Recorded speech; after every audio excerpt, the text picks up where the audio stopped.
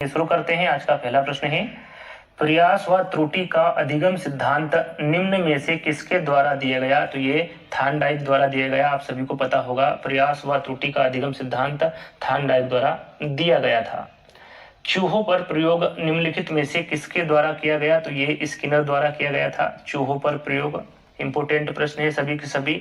यहाँ पर तीसरा प्रश्न है हमारा, बहुबुद्धि सिद्धांत किसके द्वारा सुझाया गया या फिर किसके द्वारा दिया गया? तो ये गार्डनर द्वारा दिया गया बहुबुद्धि सिद्धांत। मनोविज्ञान व्यवहार का शुद्ध विज्ञान है, यहाँ कथन किसने कहा या फिर यहाँ कथन किसका है? तो ये वाटसन का कथन है। सामान्य बुद्धि के बालक प्रायः अवस्था में बोलना सीख जाते हैं। कौन सी अवस्था में? तो ये 11 माह की अवस्था में बोलना सीख जाते हैं सामान्य बुद्धि के बालक। यह परिभाषा किसकी है कि मनोवैज्ञानिक शिक्षा का आधारभूत विज्ञान है? यह परिभाषा किसकी है? तो ये स्किनर की परिभाषा है। वाटसन ने नवजात शिशु में मुख्य रूप से किन संवेगों की बात कही है? तो इन्होंने 3 संवेगों की बात कही है। कौन कौन से? भय, क्रोध व स्नेह। याद रखिएगा, वाटसन ने नवजात शिशु में भय, क्रोध व स्नेह संवेगों की बात कही है। मानसिक आयु प्रत्यय के प्रदाता कौन है या फिर मानसिक आयु का जो प्रत्यय है किसके द्वारा दिया गया? तो ये बीने द्वारा दिया गया। याद रखिएगा, मैं फिर आपको बता रहा हूँ सभी की सभी मोस्ट इंपोर्टेंट क्वेश्चन है। बुद्धि के कल्चर फेयर टेस्ट के प्रदाता है। तो याद रखिएगा, बुद्धि के कल्चर फेयर टेस्ट के जो प्रदाता है वो रेवन है। सभी के सभी इंपोर्टेंट है, स्किप मत कीजिएगा दोस्तों, वीडियो को पूरा देखिएगा। तो यहाँ पर 10वां प्रश्न है हमारा, विकास जीव और उनके वातावरण की अंतः क्रिया का प्रतिफल है। यहाँ कथन किसका है? तो यहाँ कथन स्किनर का है। पर्यावरण के साथ पूर्ण अनुकूलन का अर्थ है मृत्यु। यहाँ कथन किसका है? तो यहाँ कथन आप देख सकते हैं जॉन डेवी का है। 16वीं शताब्दी में मनोविज्ञान था। यहाँ पर 16वीं शताब्दी की बात हो रही है, तो यहाँ पर आत्मा का विज्ञान 16वीं शताब्दी में मनोविज्ञान था। याद रखिएगा, यहाँ पर 16वीं, 17वीं, 18वीं, 19वीं और 20वीं और 21वीं शताब्दी तक क्वेश्चन पूछे जाते हैं, तो सभी आपको इस वीडियो के माध्यम से मिलेंगे। 17वीं शताब्दी में मनोविज्ञान था, तो ये मन का विज्ञान था 17वीं शताब्दी में। सीखने के प्राथमिक मूलभूत नियम संबंधित है, तो ये तत्परता से संबंधित है। सीखने के प्राथमिक मूलभूत, माँ बाप के साए से बाहर निकलकर अपने साथी बालकों की संगत को पसंद करना संबंधित है। कौन सी अवस्था से संबंधित है? तो ये पूर्व किशोर अवस्था से संबंधित है। इंपोर्टेंट प्रश्न है। विकास का वही संबंध परिपक्वता से है जो उद्दीपन का प्रतिक्रिया से है। किस मनोवैज्ञानिक ने सीखने की सामग्री के रूप में निरर्थक शब्दों का प्रयोग किया? तो ये किया था एलिंगहॉस ने। इंपोर्टेंट है, याद रखिएगा, एलिंगहॉस ने सीखने की सामग्री के रूप में निरर्थक शब्दों का प्रयोग किया है। मानव व्यक्तित्व के मनोलैंगिक विकास को निम्न में से किसने महत्व दिया? तो याद रखिएगा, ये फ्रायड ने महत्व दिया था मानव व्यक्तित्व के मनोलैंगिक विकास को। क्षेत्र सिद्धांत निम्न में से किस वर्ग का योगदान है? तो यहाँ पर आप देख सकते हैं ये मनोविश्लेषकों का योगदान है। क्षेत्र सिद्धांत आप यहाँ पर देख सकते हैं। अगला प्रश्न है हमारा, मनोविज्ञान की प्रथम प्रयोगशाला को किसने स्थापित किया था? इंपोर्टेंट है, तो ये डब्ल्यू उंट ने स्थापित किया था मनोविज्ञान की प्रथम प्रयोगशाला। टर्मन के अनुसार 90 से 100 बुद्धि का बालक माना जाता है, तो 90 से 100 बुद्धि का बालक सामान्य बुद्धि का बालक माना जाता है टर्मन के अनुसार। यदि पूर्व ज्ञान व अनुभव नए प्रकार के सीखने में सहायता करते हैं तो उसे कहते हैं, तो यहाँ पर आप देख सकते हैं उसे सकारात्मक प्रशिक्षण स्थानांतरण कहते हैं। 20वीं शताब्दी में मनोविज्ञान था, तो ये व्यवहार का विज्ञान था। याद रखिएगा, 20वीं शताब्दी के बारे में पूछा जाए कि मनोविज्ञान किस प्रकार का था, तो ये व्यवहार का विज्ञान था 20वीं शताब्दी में। मनोविज्ञान का वंजर काल किस शताब्दी को कहते हैं? तो ये 18वीं शताब्दी को कहते हैं मनोविज्ञान का वंजर काल। सृजनशीलता की पहचान हेतु किसने सृजनात्मक चिंतन परीक्षण का निर्माण किया है? तो याद रखिएगा, ये टोरेंस ने किया है। सृजनशीलता की पहचान हेतु टोरेंस ने सृजनात्मक चिंतन परीक्षण का निर्माण किया है। सामूहिक अचेतन का संप्रत्यय किसके द्वारा दिया गया? इंपोर्टेंट है, तो ध्यान रखिएगा, यूंग द्वारा सामूहिक अचेतन का संप्रत्यय दिया गया। अंतर्दृष्टि या फिर सूझ द्वारा सीखने के सिद्धांत में कोहलर ने प्रयोग किया था। किस पर किया था? तो यहाँ पर आप देख सकते हैं इन्होंने वन मानुषों पर प्रयोग किया था। ध्यान केंद्रित करने की आंतरिक दशा क्या है? तो यहाँ पर रुचि है दोस्तों। प्रासंगिक अंतर्बोध परीक्षण या फिर TAT का विकास किसने किया? तो याद रखिएगा ये मार्गन तथा मूरे ने किया था। कब किया था? 1925 में। दिसंबर भी पूछा जाए तो याद रखिएगा 1925 में विकास किया था प्रासंगिक अंतर्बोध परीक्षण का मार्गन तथा मूरे ने। संप्रत्यय निर्माण का प्रथम सोपान है तो याद रखिएगा ये प्रत्यक्षीकरण है। संप्रत्यय निर्माण का प्रथम सोपान। छोटे प्रश्न है लेकिन सभी के सभी इंपोर्टेंट प्रश्न है।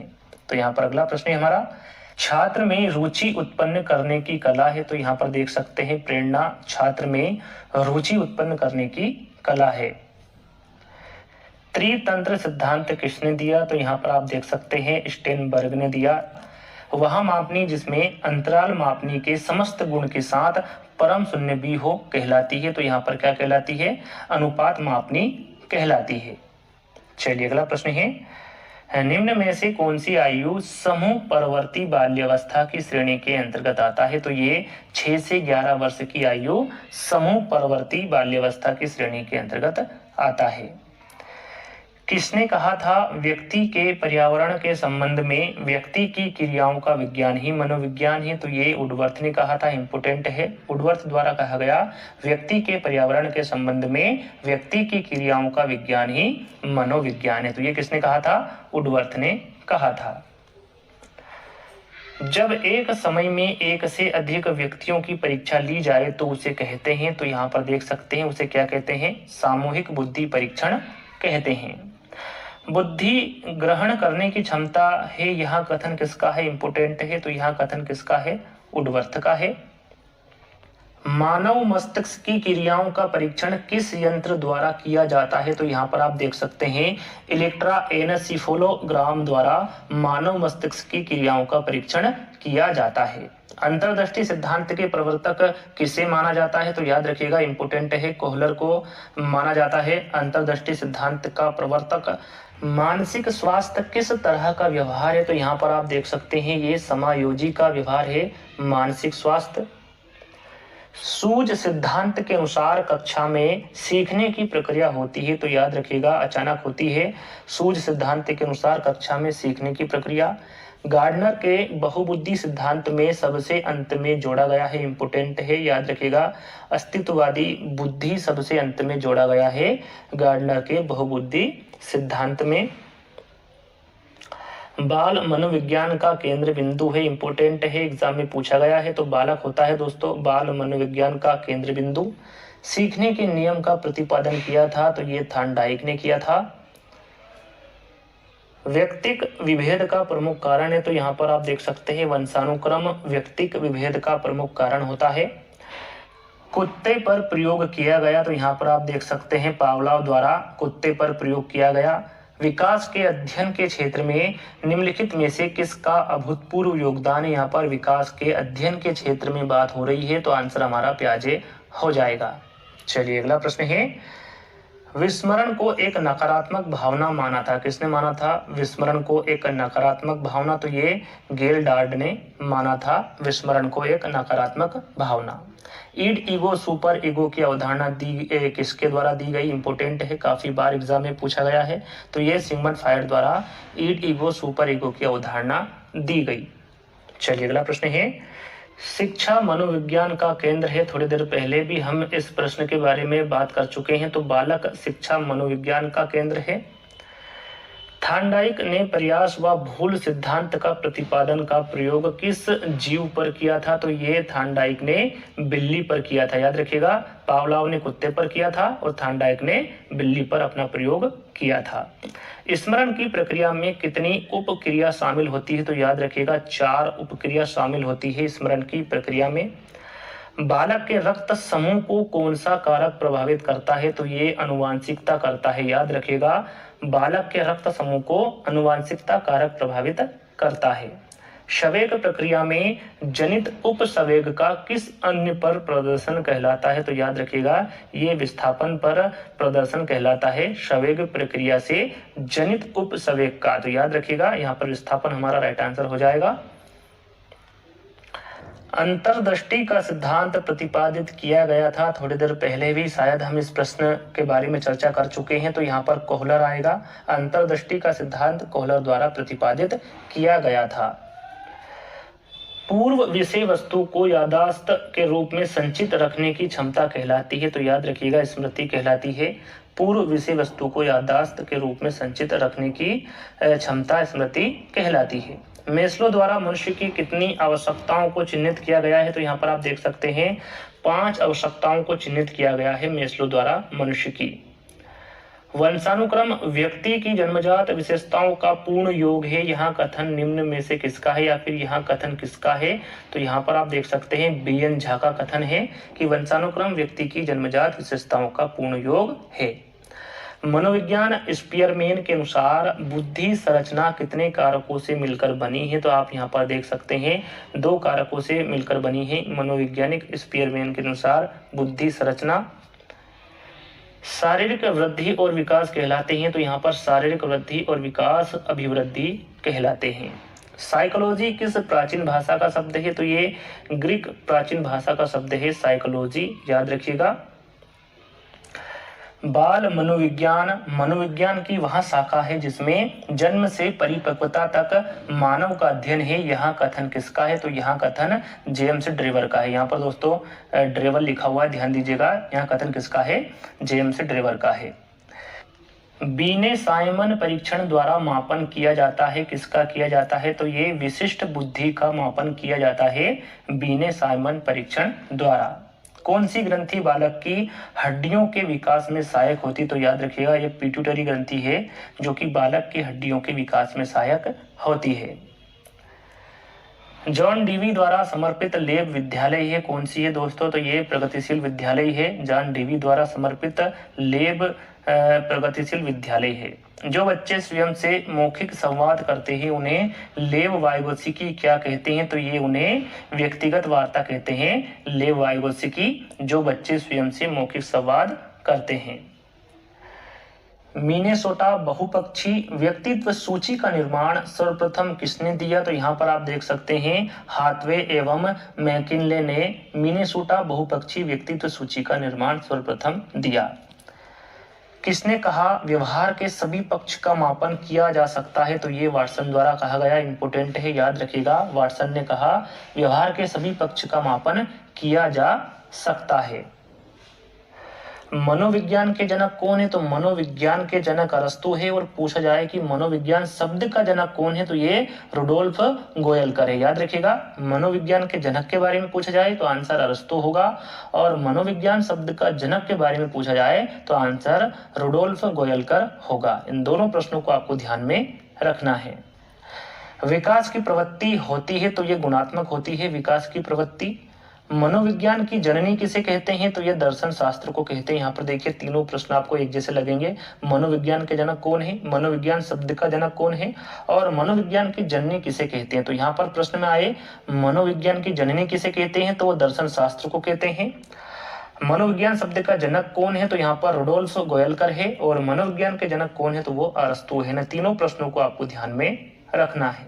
चलिए अगला प्रश्न है, बुद्धि ज्ञान अर्जन करने की क्षमता है, यहाँ किसने कहा, ये उड्रो द्वारा कहा गया, याद रखिएगा। बुद्धि ज्ञान अर्जन करने की क्षमता है, यहाँ कथन किसके द्वारा कहा गया, तो ये उड्रो द्वारा कहा गया।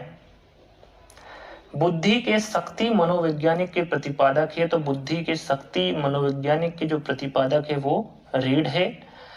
बाल विकास को पहले किस नाम से जाना जाता था, यहाँ पर पूछा गया है जो बाल विकास है इसको सबसे पहले किस नाम से जाना जाता था, तो ये बाल मनोविज्ञान के नाम से जाना जाता था बाल विकास को। थार्नडाइक के किस नियम को संतोष और असंतोष का नियम भी कहा जाता है, तो यहाँ पर आप देख सकते हैं प्रभाव का नियम। प्रभाव का नियम को संतोष और असंतोष का नियम भी कहा जाता है। सबसे पहले बुद्धि लब्धि ज्ञात करने का सूत्र दिया था। यहाँ पर इन दोनों प्रश्नों को आपको ध्यान से देखना है। यदि प्रश्न में पूछा जाए सबसे पहले बुद्धि लब्धि ज्ञात करने का सूत्र किसके द्वारा दिया था, तो याद रखिएगा ये विलियम स्टर्न द्वारा दिया गया। और यदि प्रश्न में पूछा जाए बुद्धि लब्धि के सूत्र का आविष्कार किसने किया, तो यहाँ पर टर्मन द्वारा दिया गया। यहाँ पर दोनों विकल्प एक साथ नहीं आएंगे वैसे तो, यदि आ जाए तो आपको प्रश्नों को ध्यान से पढ़ना है, उसके बाद ही आंसर देना है। सबसे पहले पूछा जाए तो स्टर्न है, और बुद्धि लब्धि के सूत्र का आविष्कार किसने किया, तो वो टर्मन द्वारा किया गया। इन दोनों प्रश्नों को आपको ध्यान से देख लेना है, उसके बाद ही आंसर देना है। चलिए अगला प्रश्न है, व्यवहार ही व्यक्तित्व है, यहाँ कथन किसका है, तो ये वाटसन का है। व्यवहार ही व्यक्तित्व है। निम्न में से सामूहिक बुद्धि भाषात्मक परीक्षण है, तो वो आर्मी अल्फा परीक्षण है। सामूहिक बुद्धि भाषात्मक परीक्षण किस विधि के द्वारा विद्यार्थियों की शिक्षण में अधिक से अधिक भागीदारी संभव है, तो यहाँ पर आप देख सकते हैं वार्तालाप विधि। वार्तालाप विधि के द्वारा विद्यार्थियों की शिक्षण में अधिक से अधिक भागीदारी संभव है। बच्चे दुनिया के बारे में अपनी समझ का सृजन करते हैं, यहाँ सिद्धांत का श्रेय जाता है, तो यहाँ सिद्धांत का श्रेय पियाजे को जाता है। कोहलबर्ग के अनुसार सही और गलत के प्रश्न के बारे में निर्णय लेने में शामिल चिंतन प्रक्रिया को कहा जाता है, तो वो नैतिक तर्कणा कहा जाता है।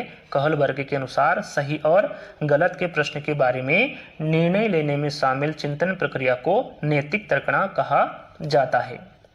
पियाजे के अनुसार संज्ञानात्मक विकास के किस चरण पर बच्चा वस्तु स्थायित्व को प्रदर्शित करता है, तो यहाँ पर आप देख सकते हैं पूर्व सक्रियात्मक चरण पर बच्चा वस्तु स्थायित्व को प्रदर्शित करता है पियाजे के अनुसार। वहाँ अवस्था जब बच्चा तार्किक रूप से वस्तु व घटनाओं के विषय में चिंतन प्रारंभ करता है, वह कौन सी अवस्था है, तो वो मूर्त सक्रियात्मक अवस्था है, जिसमें बच्चा तार्किक रूप से वस्तु व घटनाओं के विषय में चिंतन प्रारंभ करता है। जिन पियाजे के संज्ञानात्मक विकास के सिद्धांत के अनुसार किस अवस्था में बालक परिकल्पनात्मक ढंग से समस्याओं पर विचार कर सकता है, तो ये अमूर्त सक्रियात्मक अवस्था है, जिसमें बच्चा या फिर बालक परिकल्पनात्मक ढंग से समस्या पर विचार कर सकता है अमूर्त सक्रियात्मक अवस्था में, जिन पियाजे के अनुसार। बिने व साइमन ने बुद्धि मापने का प्रथम परीक्षण बनाया, तो याद रखिएगा 1905 में बनाया था। बिने व साइमन ने बुद्धि मापने का प्रथम परीक्षण। प्रगतिशील शिक्षा के अंतर्गत शिक्षा में किन दो तत्वों को विशेष महत्वपूर्ण माना है, तो यहाँ पर आप देख सकते हैं रुचि और प्रयास। इन दो तत्वों को विशेष महत्वपूर्ण माना है प्रगतिशील शिक्षा के अंतर्गत शिक्षा में, तो यहाँ पर रुचि और प्रयास हमारा राइट आंसर होगा।